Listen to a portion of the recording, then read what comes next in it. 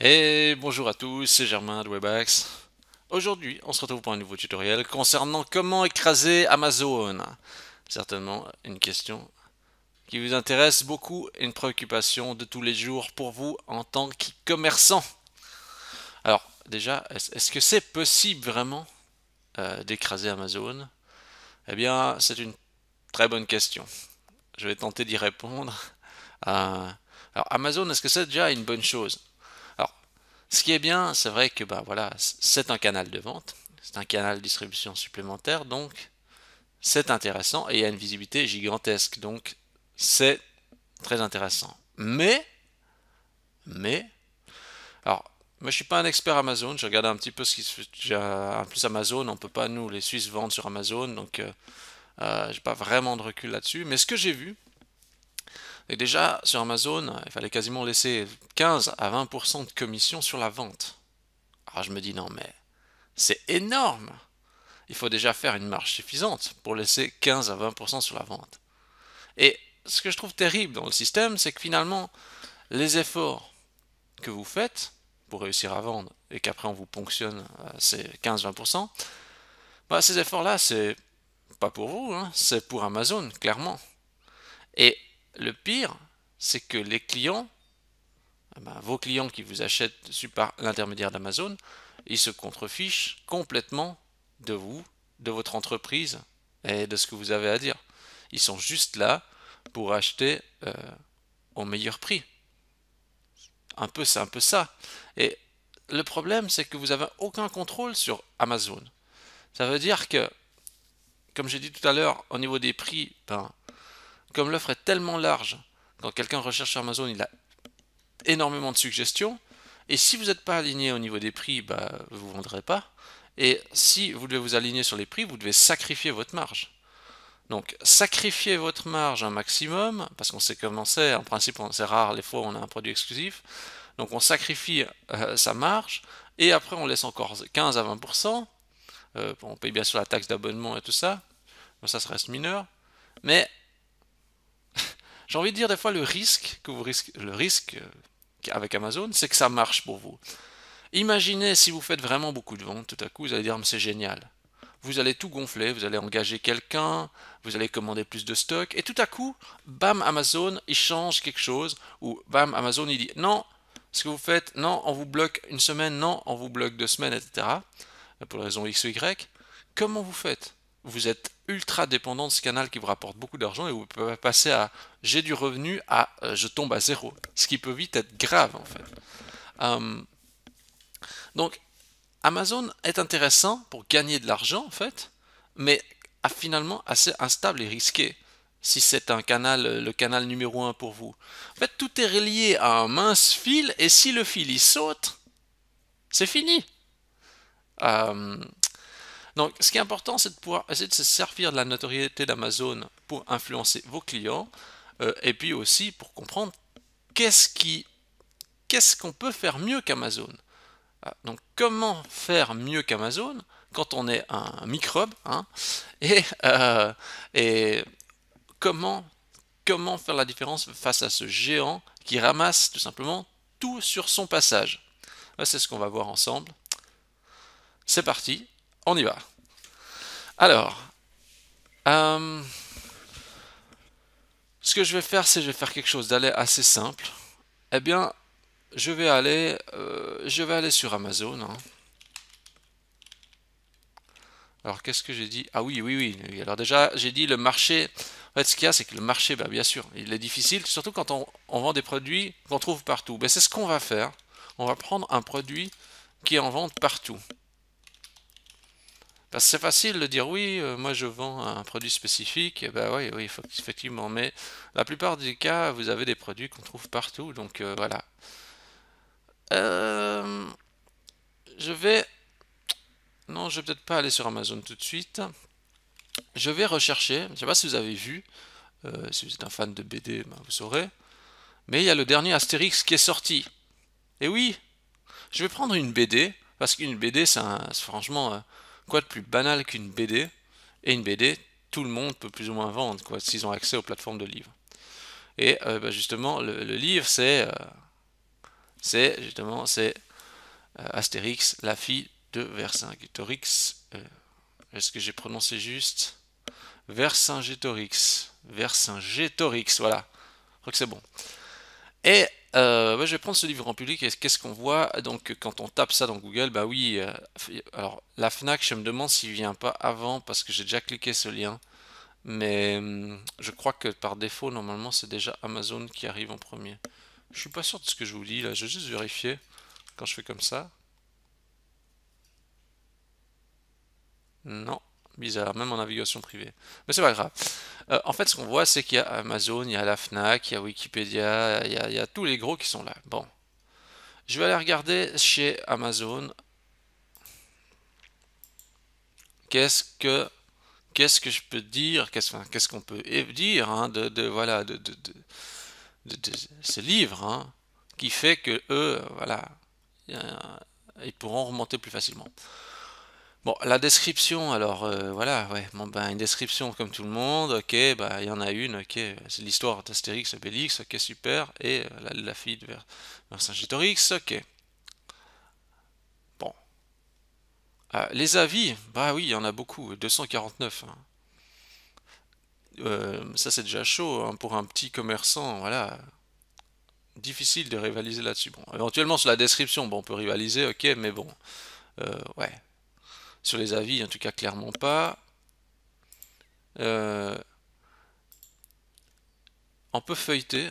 Alors ça, franchement, il y a beaucoup de sites sur lesquels, même si ils vendent des livres, bah, on peut pas feuilleter, hein. Tout ce qui est petits commerçants, souvent, bah, ils font déjà pas ça le feuilletage, hein. Donc bon bah là, Amazon, c'est sûr qu'il, bah, clairement, bah, il va prendre le dessus.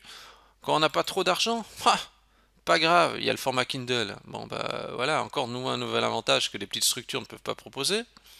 Je prends volontairement l'exemple du livre pour montrer un exemple, on va dire, un peu compliqué, hein, qui est difficile à rivaliser. Euh, Qu'est-ce qu'on regarde d'autre? Ouais, au niveau de la partie technique du produit, bah oui, parce que c'est un peu technique, hein, voilà, l'éditeur, combien de pages, les dimensions. Ça aussi, chez les petits éditeurs, des fois on n'a pas toutes ces infos, quoi. Chez les petits kiosques, enfin chez les petits kiosques, chez les petites librairies, etc. On n'a pas toutes ces infos.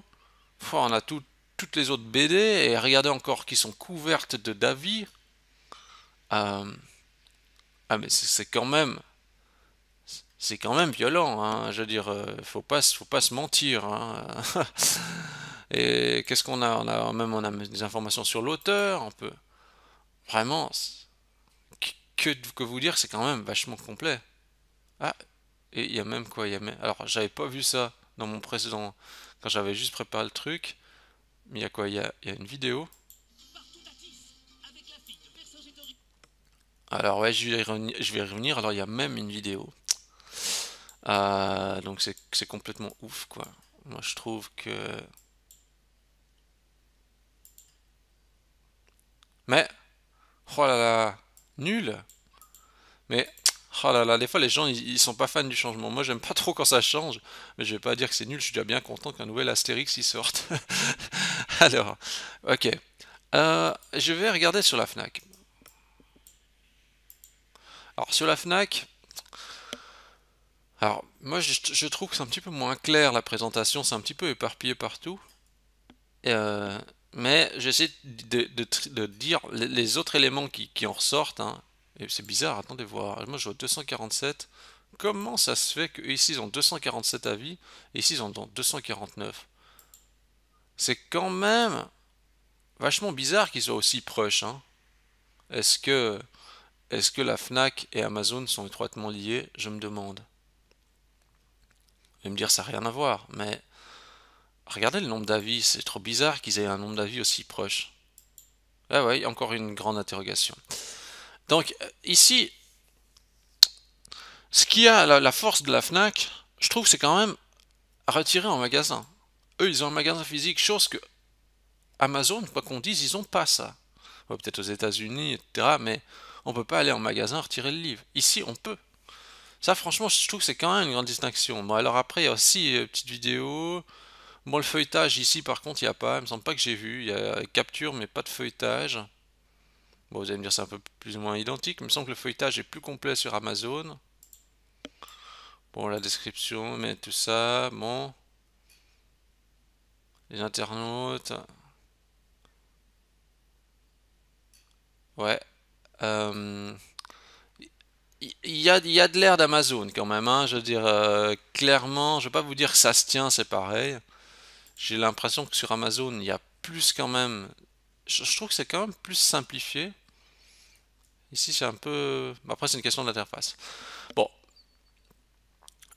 qu'est-ce que qu'est-ce qu'il faut dire? Est-ce que est-ce que vous pensez qu'on peut faire mieux que ça? Parce que concrètement, vous avez peut-être des livres à vendre, mais il y a Amazon contre vous. Donc, est-ce qu'on peut faire mieux?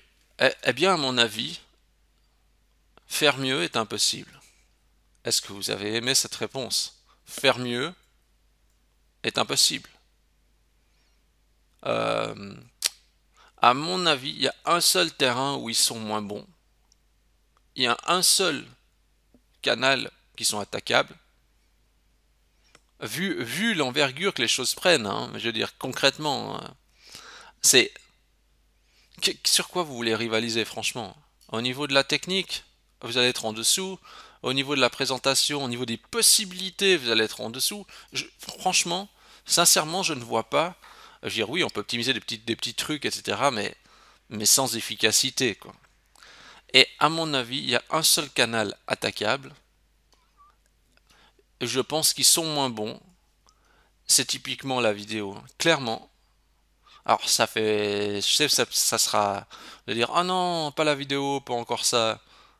Mais clairement, parce que si on regarde ici chez eux, la vidéo c'est une vidéo de 20 secondes, petite vidéo, les petites vidéos promotionnelles, etc. Qu'on retrouve ici aussi chez. J'avais vu ça aussi, ils avaient à la Fnac. euh, ouais, ben on a là cette même vidéo qui ne marche pas. Ouais, je sais pas c'est pourquoi il bloque. Mais c'est une vidéo commerciale, c'est une petite vidéo là de mise en forme, etc. Faite certainement par une agence de com et tout ça. Nul, enfin franchement, je vais pas dire nul, mais inintéressante. C'est c'est certainement là qui sont attaquables. Alors ce que je vais faire, c'est que je vais aller dans YouTube. Je vais vous montrer quelque chose. J'ai pris ce produit purement au hasard, en même pas en regardant sur YouTube les résultats et tout ce qui se passe. Mais je tapais juste ça. Et ce que je vois, c'est le premier résultat qui me sort, c'est lui approuvé Astérix et la fille de Vercingétorix. Alors, bah oui, je vais voir. Oui, alors, super. Là, ils sont vraiment motivés, oui, que ça toujours nous propose de la pub. Et là, qu'est-ce que c'est ma conclusion? C'est que je regarde ici le compteur, 2418 vues. Quel est l'espoir de faire 2418 vues sur une page du type, enfin, je veux dire, si vous faites une même page à la Amazon toute classique avec un texte, etc., même si, je veux dire, à la limite, même s'il y a quelqu'un, une ou 10 personnes qui vont voir la page, ça sera déjà beaucoup. Proportionnellement à ce que peut proposer une vidéo en termes d'audience, c'est juste énorme. Si on regarde ce qu'ils font, euh, regardez déjà 2 points importants. La durée de la vidéo, 2 minutes 27. En 2 minutes 27, on peut récolter 2400 vues. Ah, vous allez rire. Oui, oui, mais c'est pas normal, c'est pas Norman, c'est pas un Cyprien, c'est pas le rire jaune, hein, tout ce que vous voulez. Mais c'est énorme. Pour 2 minutes 27, 2418 vues, c'est énorme. Euh, et si on analyse un petit peu en détail, découpons peut-être le processus, regardons. La personne montre la BD, commente son ressenti, qu'est-ce qu'elle a dit, etc. Elle ouvre la BD, elle montre comment c'est dedans.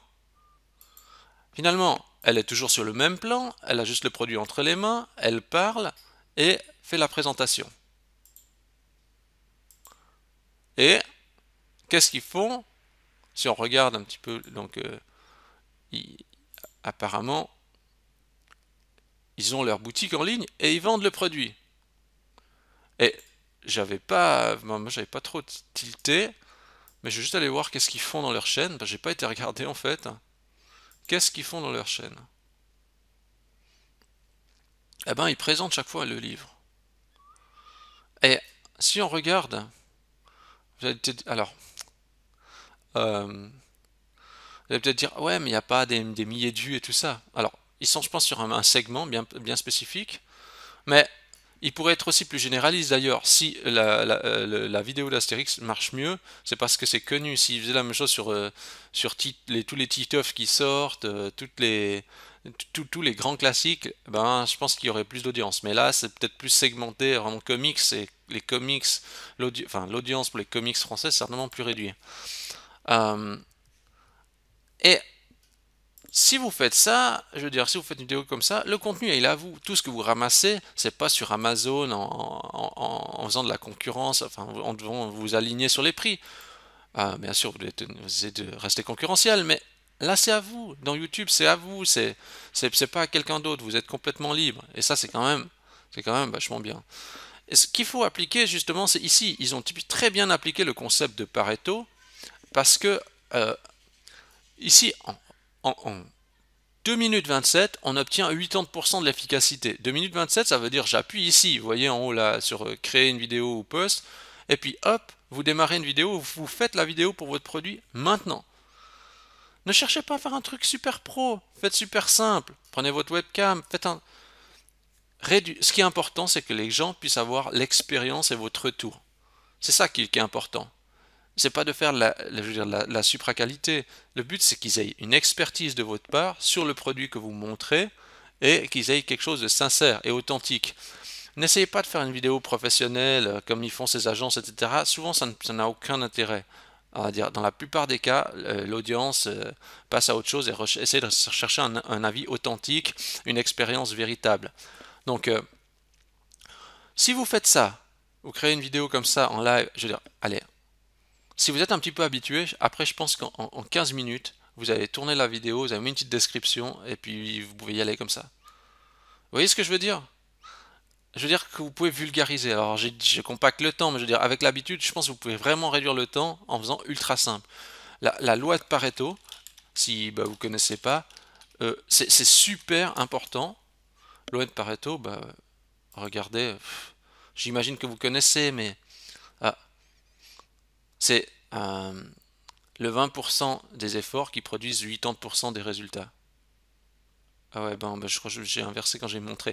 Mais voilà, le 20% des efforts produisent le 80% des résultats. Et c'est super important de comprendre ça. Et c'est vrai, je veux dire, vous passez de la mise en forme et des intros et tout ça, ça vous prend du temps, mais ça change rien. Les gens, ce qu'ils veulent, c'est vous voir avec une BD qui vous expliquer si c'est bien ou pas, et puis votre expertise. Voilà. Alors, euh, donc, ce qui est important, créer une vidéo brute. Je pense que c'est le seul, et ça, je commence à vraiment analyser ça, c'est que je vois bien que la vidéo, c'est ce qui freine tout le monde. Il faut faire la vidéo, c'est contraignant, il y a le patron qui dit qu'il faut faire comme ci, comme ça, il faut faire un truc pro, et la vidéo ne sort jamais, on en fait une et on n'en fait plus. Ça, c'est vraiment le grand schéma classique, et la vidéo freine énormément d'entreprises, donc du coup, peu s'aventurent sur ce terrain, et donc du coup, il y a un énorme marché à saisir. Mais maintenant, vous n'avez peut-être pas envie de faire des vidéos tout de suite, donc je vais vous montrer encore une autre astuce qui peut non seulement qui va optimiser votre référencement d'une manière indirecte et qui va permettre de mieux manipuler vos clients. Euh, alors, je vais vous montrer l'astuce qu'on peut faire. Ici, on va manipuler le mental du client. Amazon, ils sont gentils, mais nous, on va se servir de la notoriété. Alors, qu'est-ce qu'on va faire? On crée une bannière Amazon pour notre site, même si on n'a rien à voir avec eux et qu'on ne va pas passer par eux, on crée une bannière Amazon. Et voici ce qu'on va dire dans cette bannière Amazon. On va dire ceci. Nous expédions plus vite qu'Amazon, alors commandez chez nous. Et à côté du logo Amazon, on met un petit escargot. Pourquoi faire ça? Parce que les gens vont dire quoi? Ils sont mieux qu'Amazon? Ça doit être vachement bien. Et en plus de ça, c'est en plus de ça, c'est que ça peut être tout à fait vrai. Si je prends par exemple le cas en Suisse, si je commande sur Amazon ou si je commande par la poste suisse, Amazon n'est pas forcément plus rapide que la poste suisse. Euh, Amazon, il va me livrer en plusieurs jours. La poste suisse, bah, moi, je peux avoir demain la marchandise, hein. Donc, vous pouvez très bien dire ça. Si vous êtes un site e-commerce suisse, vous pouvez dire on est plus rapide qu'Amazon. Si vous êtes un site e-commerce français et que vos transporteurs, bah, je veux dire, il est aussi rapide, ben, vous pouvez aussi faire ça. Euh, et même à supposer que, ce qui est important, c'est le fond. C'est juste que le client comprenne en disant nous expédions plus vite qu'Amazon, alors commandez chez nous, eh ben, la perception, on se dit ah ouais, eux, ça a l'air d'être des cracks, quoi. Alors, euh, en plus, je trouve ça tellement drôle. Parce qu'Amazon, ils écrasent tous, alors pourquoi on ne pourrait pas dire que Amazon c'est un escargot pour une fois, hein? Alors, ce que je vais faire, c'est que... euh, alors... Tic, tic, tic, tic. Alors... Donc je vais mettre en fait... dans mon dossier PrestaShop déjà mon image. Donc je vais aller en fait dans le dossier thème de PrestaShop, classique, asset. Euh, alors IMG, il n'y a peut-être pas, hein. Si le dossier n'existe pas dans asset, si dans asset il n'y a pas le dossier IMG, il faut le créer. Et je vais copier mon image Amazon fr.jpg, parce que c'est vrai que si vous en avez plusieurs, si vous avez plusieurs langues, votre site, bah, vous faites un autre fichier Amazon-de pour l'allemand, -it-en, ouais, pour l'anglais, etc. Ok, bon, on fait ça. Ensuite, ce qu'on va faire, c'est qu'on va aller dans notre dossier Presta et on va aller, alors juste vérifier quand même les emplacements. Alors dans classique template layout, alors on va aller donc dans thème classique template layout, layout but, voilà. Alors là il y avait notre ancien tuto, je vais juste le commenter parce que comme ça on n'a pas double bannière sur le haut de notre page, hein, parce que vous voyez ici on a la bannière là, en naviguant sur notre site, comme ça je la commente et je vais rajouter un petit bout de code, donc le nouveau code. Donc j'ouvre mon fichier. Voilà, donc là on a juste ça, c'est tout simple, hein, c'est juste pour faire afficher l'image. Donc je vais mettre au même emplacement. J'estime que c'est un emplacement, il faut bien que les gens y voient ça. Je mets ça là, je recharge ma page. Voilà, ça s'affiche comme ça là, donc ok. Et ce que je vais faire, c'est que je vais juste toucher un petit peu pour la mise en forme.